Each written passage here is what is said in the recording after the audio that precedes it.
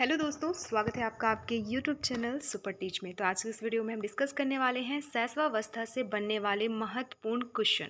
और शैशवावस्था से जितने भी क्वेश्चन बन सकते हैं वो सारे इस वीडियो में आपको मिल जाएंगे। इसके बाहर कोई भी क्वेश्चन नहीं बनते हैं, चाहे वो शैशवावस्था की शारीरिक विकास की हो, मानसिक विकास की बात हो या संवेगात्मक संज्ञानात्मक विकास की क्वेश्चंस हों। तो चलिए एक एक करके सारे चीज़ें यहाँ पे डिस्कस करेंगे, सिर्फ और सिर्फ शैशवावस्था से रिलेटेड। दोस्तों, सबसे पहले जो शैशवावस्था की एज होती है वो कब से कब तक मानी गई है, तो अलग अलग वैज्ञानिकों के थ्रू अलग अलग एज को डिफाइन किया गया है शैशवावस्था के रूप में। यहाँ पे हम देख रहे हैं जो है एज रॉस के अकॉर्डिंग जो शैशवावस्था की एज रखी गई है 1 से 5 वर्ष तक की, और वहीं बाल्यावस्था की एज रखी गई है रॉस मनोवैज्ञानिक के द्वारा 6 से 12 वर्ष तक की आयु को, और किशोरावस्था के लिए 13 से 18 और युवावस्था या वयस्कावस्था के लिए 18 से ऊपर वालों का। तो यहाँ पे हम शैशवावस्था के बारे में डिस्कस करेंगे। तो चलिए देखते हैं पहला क्वेश्चन। तो सबसे पहले शैशवावस्था को कौन कौन सा काल कहा जाता है। क्वेश्चन आता है कि क्या आनंदमयी अवस्था या नाजुक काल या आदर्श काल किस अवस्था को कहा जाता है। ऑप्शंस रहते हैं शैशवावस्था, बाल्यावस्था, किशोरावस्था। तो यहाँ पे आंसर्स बनेंगे आपके शैशवावस्था। तो सबसे इम्पॉर्टेंट है क्या क्या कहा जाता है शैशवावस्था को। तो चलिए देखें। पहला तो शैशवावस्था को कहा जाता है नाजुक काल, दूसरा बचपन काल, तीसरा आनंदमयी अवस्था और चौथा आदर्श काल। आदर्श काल शैशवावस्था को किसने कहा है, तो शैशवावस्था को आदर्श काल कहा है बैलेंटाइन ने। किसने? बैलेंटाइन ने। एज 0 से 6 वर्ष मानी गई है शैशवावस्था की, और कहा किसने है आदर्श काल? बैलेंटाइन ने। ये हो गया। अगला क्वेश्चन बनता है कि शारीरिक एवं मानसिक विकास तेजी से किस अवस्था में होती है। तो शारीरिक और मानसिक विकास तेजी से यही आपके शैशवावस्था में होती है। तो शैशवावस्था में शारीरिक और मानसिक विकास तेजी गति से होती है। नेक्स्ट है अनुकरण एवं दोहराने की तीव्र प्रवृत्ति होती है शैशवावस्था में। तो इस अवस्था में अनुकरण एवं दोहराने की तीव्र प्रवृत्ति होती है। फिर है भाषा सीखने की सर्वोत्तम अवस्था इसे कहते हैं। भाषा सीखने की सर्वोत्तम अवस्था है आपका शैशवावस्था। नेक्स्ट है महत्वपूर्ण काल शिक्षा की दृष्टि से सर्वाधिक महत्वपूर्ण काल माना जाता है। मतलब कि महत्वपूर्ण काल किस अवस्था को कहा जाता है और किस दृष्टि से, तो शिक्षा की दृष्टि से इस काल को महत्वपूर्ण काल कहा जाता है शैशवावस्था को। फिर है भाषा सीखने की सर्वोत्तम अवस्था। तो भाषा सीखने की सर्वोत्तम अवस्था आपका यही है। नेक्स्ट है समाजीकरण का अभाव पाया जाता है इसमें शैशवावस्था में। नेक्स्ट जिज्ञासा की तीव्र प्रवृत्ति पाई जाती है। जिज्ञासा की तीव्र प्रवृत्ति पाई जाती है। नेक्स्ट अतार्किक चिंतन की अवस्था कहते हैं इसे। क्या कहते हैं? अभी हम सिर्फ शैशवावस्था की बात करें इस पूरे वीडियो में, तो आप समझ के चलें कि हम शैशवावस्था के बारे में जो भी चीज़ें कह रहे हैं वो है। तो अतार्किक चिंतन की अवस्था है ये। नेक्स्ट अन्य अवस्था की तुलना में सीखने की प्रक्रिया तीव्र होती है। अगला भावी जीवन की आधारशिला है शैशवावस्था। फिर है व्यवहार मूल प्रवृत्तियों पर आधारित। शैशवावस्था में व्यवहार मूल प्रवृत्तियों पर आधारित है। कौन सी मूल प्रवृत्ति? जो 14 मूल प्रवृत्ति हैं मैकडोनल्ड द्वारा बताए गए उन मूल प्रवृत्तियों पर आधारित है। दोस्तों, ये हैंड रिटन नोट है और बहुत ही इंपॉर्टेंट है। सारे क्वेश्चन इससे बाहर नहीं जाने वाले, तो वीडियो अंत तक ज़रूर देखें और पसंद आए तो लाइक ज़रूर करें।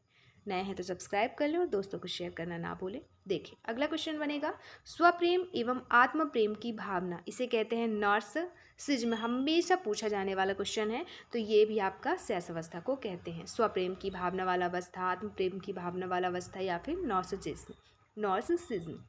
नेक्स्ट है संस्कारों के विकास निर्माण की अवस्था इसे कहते हैं। फिर स्वार्थी या स्वकेंद्रित अवस्था इसे कहते हैं। अगला है उदासीनता की अवस्था इसे कहते हैं। नेक्स्ट समाजीकरण प्रारंभ हो जाता है और सामाजिक विकास इसमें शुरू होता है। अगला है मुस्कान बीज के रूप में और नैतिक विकास भी बीज के रूप में होता है। फिर संवेगात्मक विकास तीव्र रहता है इस अवस्था में। दोहराने की प्रवृत्ति होती है और व्यक्ति को जो कुछ भी बनना होता है वह 4 से 5 वर्षों में बन जाता है, ऐसा फ्रायड ने कहा। तो 4 से 5 कह रहा है, अर्थात ये शैशवावस्था के अंदर ही आ रहा है। तो व्यक्ति को जो कुछ भी बनना होता है इसी अवस्था में बन जाता है। और पूछा जाता है कि ये कहा किस मनोवैज्ञानिक ने है, तो आंसर होगा फ्रायड ने। फिर है कल्पना की सजीवता या कल्पना लोक विचरण, तो शैशवावस्था में होता है। फिर है प्रथम 6 वर्ष का बालक बाद के 1 से 2 वर्ष का दुगुना सीख जाता है। अंतर्मुखी व्यक्तित्व भी इसी अवस्था को कहते हैं। फिर है अनुकरण द्वारा सीखने की प्रवृत्ति, इस अवस्था में होती है। प्रत्यक्षात्मक अनुभव द्वारा सीखना इसी अवस्था में होता है। फिर 3 से 6 वर्ष का बालक प्रायः अर्ध स्वप्नावस्था की अवस्था में रहता है। अकेले व साथ खेलने की प्रवृत्ति पाई जाती है। रक्तचाप कम होता है। और खतरनाक या अपीली काल किस अवस्था को कहते हैं, तो ये कहते हैं शैशवावस्था को। ये क्वेश्चन बहुत बार पूछ चुका है आपके एमपीएससी के एग्जाम्स में। तो खतरनाक या अपीली काल की अवस्था किस अवस्था को कहा गया है, तो आपको बनना चाहिए कि शैशवावस्था को कहा गया। और ये किसने कहा है, ये ज़्यादा इंपॉर्टेंट है। तो ये अपीली काल कहा है शैशवावस्था को हरलॉक ने।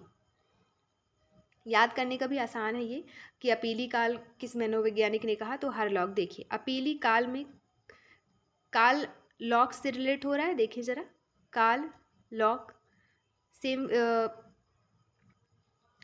अल्फ़ाबेट है, तो यहाँ से आपको आसानी होगा, मतलब रिलेट हो जाएगा, आसानी से आपको याद हो जाएगा। फिर पूर्व या प्राक विद्यालय की अवस्था इसे कहते हैं। और अजीबोगरीब अवस्था भी इसी को कहते हैं।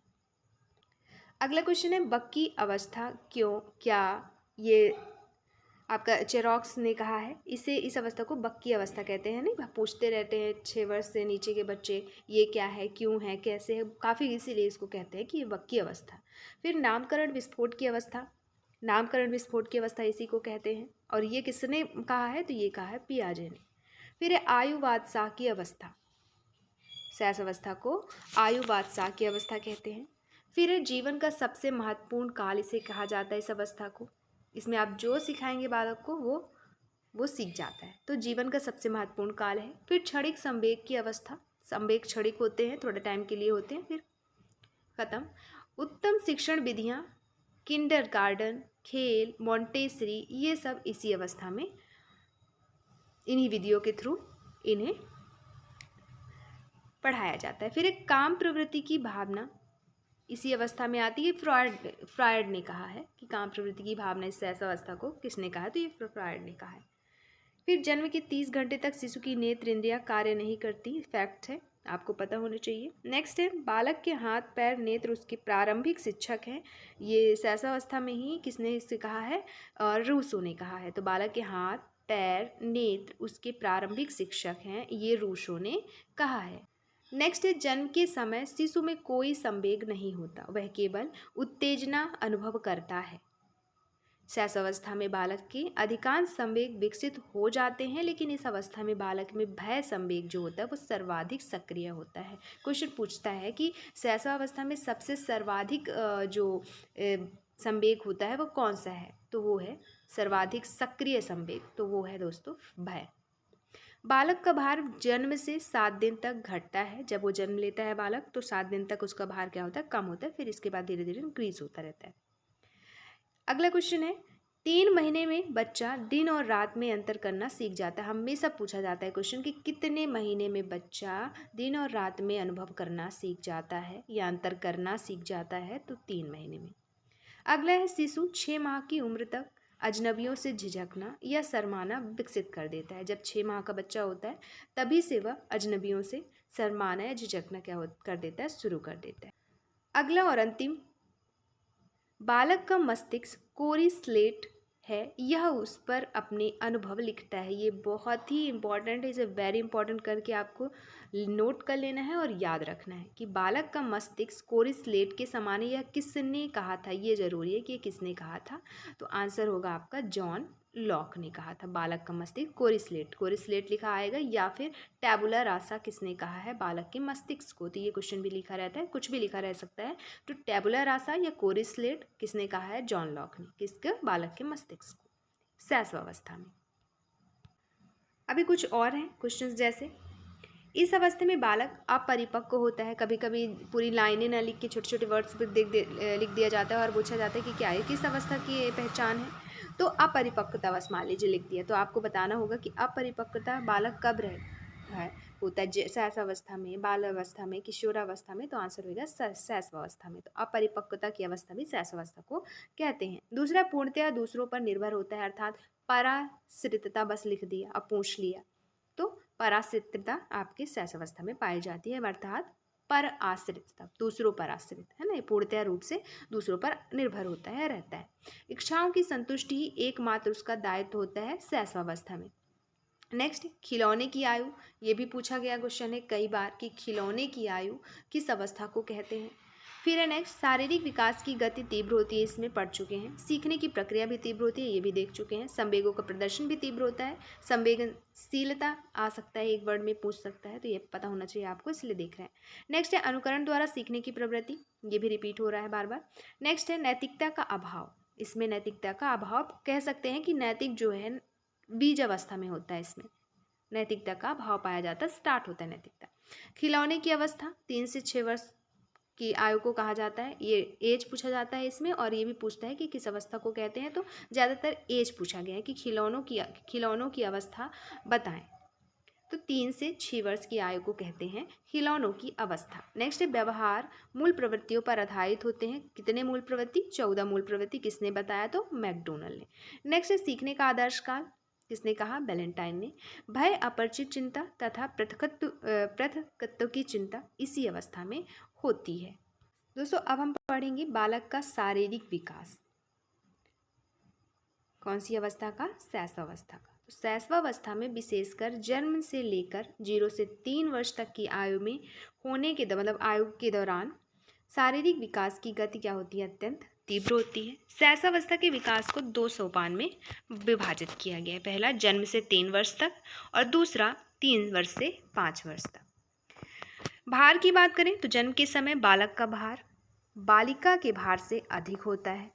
जैसे बालक का भार 3.6 kg का होता है या 7.15 पौंड कह सकते हैं, या फिर 3 से 3.2 किलोग्राम का वो लगभग होता है।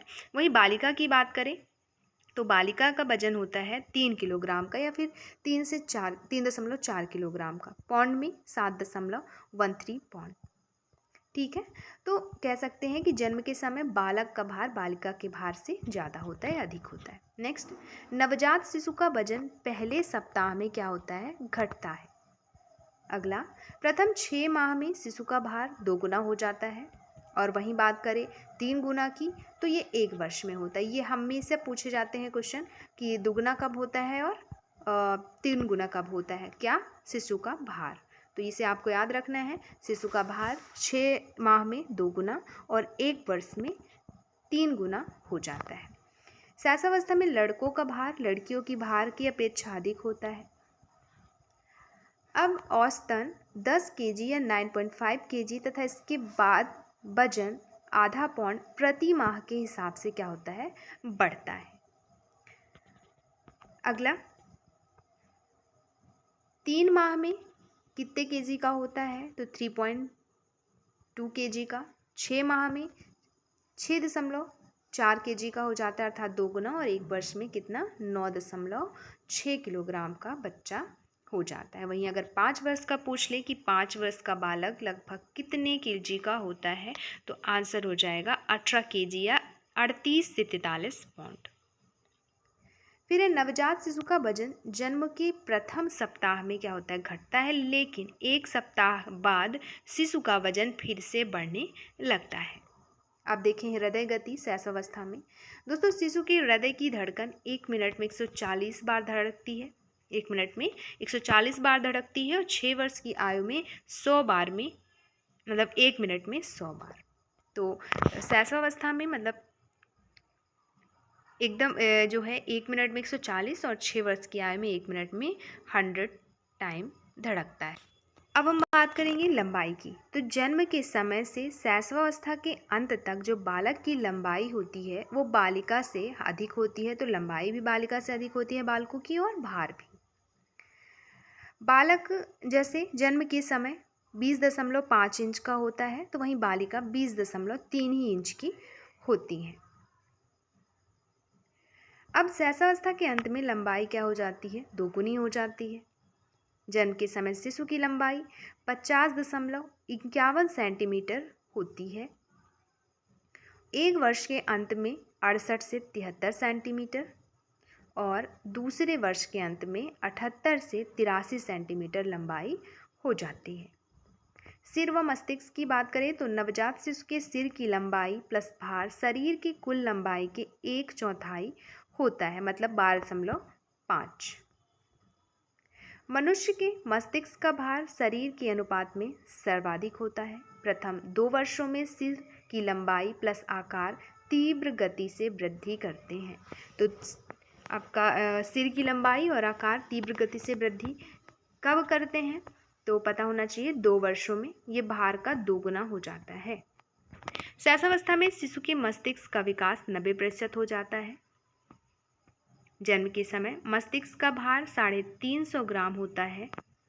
अगला 6 वर्ष की आयु तक मस्तिष्क का भार 1250 ग्राम हो जाता है। अब हम देखें हड्डियां के बारे में। तो नवजात शिशुओं में अस्थियों की संख्या होती है 270 से अधिक और बीच में 300 के मध्य होती है और फिर जाके 206 हो जाती है।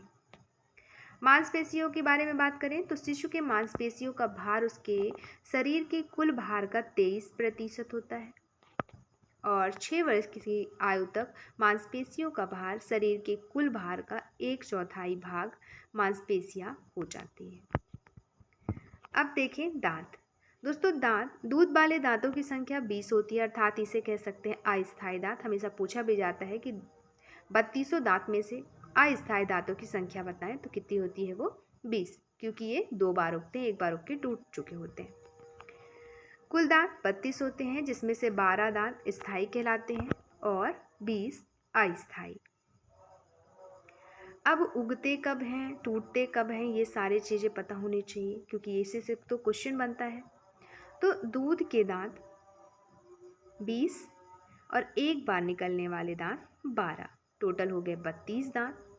6 माह में दांत, जब बच्चा 6 माह का होता है तो दांत निकलना प्रारंभ हो जाता है। एक दांत निकल आता है 6 माह की आयु में और जब बच्चा 1 वर्ष का होता है तो 8 दांत निकल आते हैं।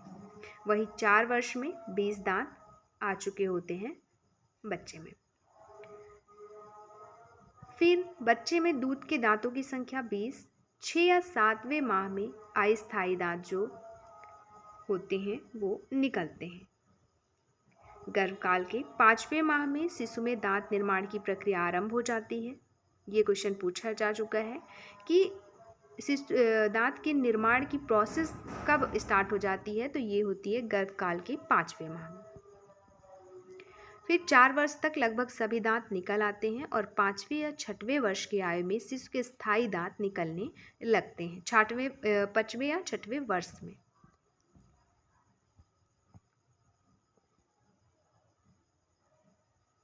और पूछा जाता है क्वेश्चन कि सबसे पहले जो दांत है निकलते हैं वो ऊपर के दांत निकलते हैं या फिर नीचे के, तो सबसे पहले नीचे के दांत निकलते हैं।